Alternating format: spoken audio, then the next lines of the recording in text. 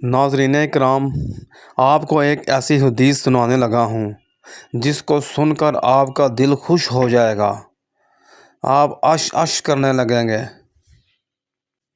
ایک شخص نے ابن عمر رضی اللہ تعالی عنہما سے پوچھا، تم نے حضرت صلی اللہ علیہ وآلہ وسلم سے کانا پھوسی کے باب میں کیا سنا ہے؟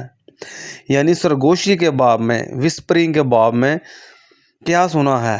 تو انہوں نے کہا کہ حضرت صلی اللہ علیہ وآلہ وسلم فرماتے تھے کہ قیامت کا دن تم مسلمانوں میں سے ایک شخص جو کہ گناہ گار ہوگا وہ اپنے پروردگار کے نزدیک ہو جائے گا۔ گناہ گار آدمی کی بات ہو رہی ہے، گناہ گار آدمی کی، کہ وہ اپنے پروردگار کے نزدیک ہو جائے گا۔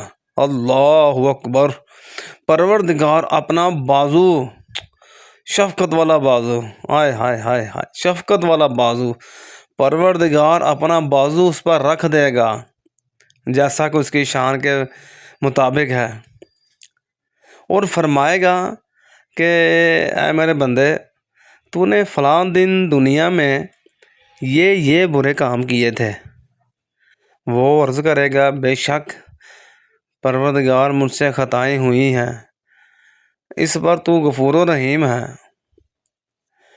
غرض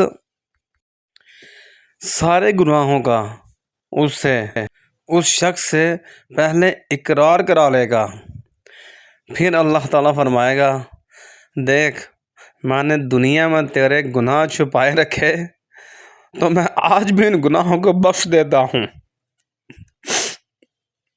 سبحان اللہ، سبحان اللہ۔ ربنا آتنا فی الدنیا حسنۃ وفی الآخرۃ حسنۃ وقنا عذاب النار۔ یا حی یا قیوم برحمتک استغیث، لا حول ولا قوة الا باللہ العلی العظیم۔